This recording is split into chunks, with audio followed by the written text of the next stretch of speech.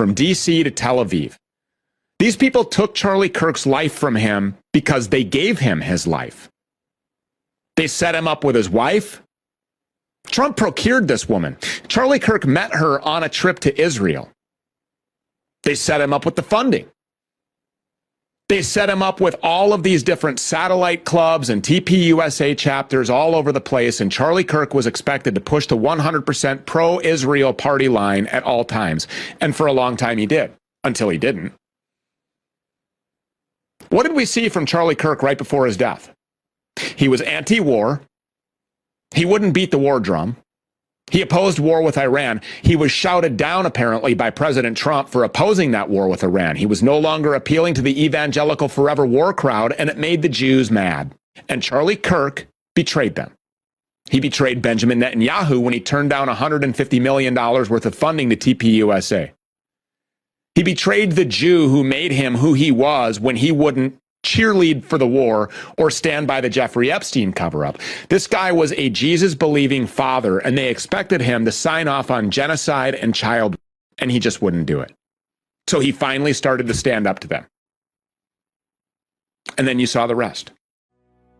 Well, as a Christian, so are you Armenian Christian? No, or? I'm actually Palestinian.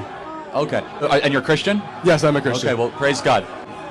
I'm thrilled to hear that. And I guess the question I would have as a Christian, do you think that it's better for Christianity to have Israel controlled by Jews or Israel controlled by Muslims?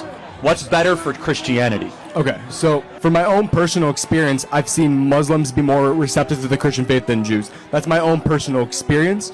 But on top of that, there are, not only in Israel, there are thousands of churches all throughout the Middle East and Muslim-controlled countries that have been preserved for thousands of years now that get funding. So I don't think it's an argument on whether who would do it better because they've both been doing it for thousands of years now. I'll get to you next. So part of my family's recent family that's married in is from Tehran. They're Iranian. And they've been Christian their entire life. Shia Muslim? No, they are Christian.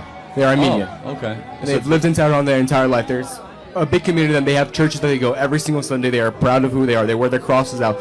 Not a problem. Well, like, let's talk about Egypt, Syria, Jordan. They have thousands of churches there.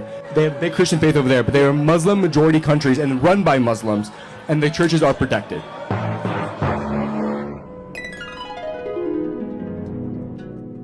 My own family was thrown to the. Now, I don't want to make a personal argument, but my own family was thrown to the ground by Israeli guards because they were wearing a cross out.